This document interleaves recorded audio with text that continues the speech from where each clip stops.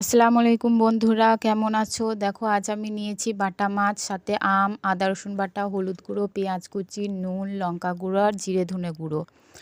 এবার আমি কড়াইয়ের মধ্যে তেল দিয়ে দিলাম। তেলটা গরম হয়ে এলে আমি মাছগুলোকে ভালো করে ভেজে নেব। আজকের আমার রেসিপি হচ্ছে বাটা মাছ দিয়ে আমের ঝোল। মাছগুলো আমি নুন হলুদ মাখিয়ে রেখেছিলাম। এবার আমি ভালো করে মাছগুলো এপিট ওপিট ভেজে নেব। মাছগুলো আমার দেখো লাল করে ভাজা হয়ে গিয়েছে। এবার আমি তুলে নেব।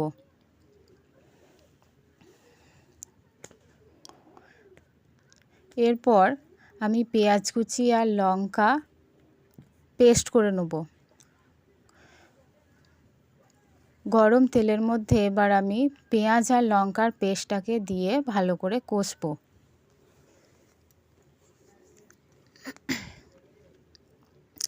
এরপর আমি নুন আর হলুদ দিয়ে আবার ভালো করে কষবো। এরপর আদা রসুন বাটা দিয়ে আবার কষে নেব। এরপর লঙ্কা গুঁড়ো আর তার সাথে জিরে ধনে গুঁড়ো দিয়ে ভালো করে মশলাটাকে কষে নেব।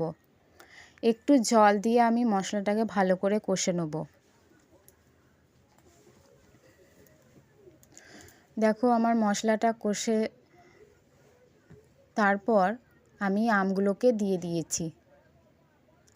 ভালো করে মশলার মধ্যে আমগুলোকে নেড়ে চেড়ে আমি একটু জল দিয়ে আমগুলোকে সেদ্ধ করার জন্যে ঢেকে দেবো।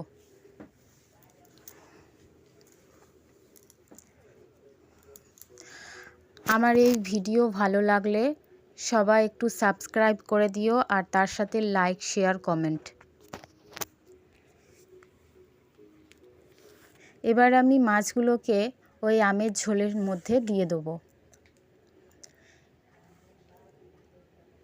আমার আমগুলো দেখো সেদ্ধ হয়ে গিয়েছে। এরপর ফুটে এলে তার মধ্যে আমি ধনেপাতা কুচি দিয়ে আমার রেসিপি রেডি।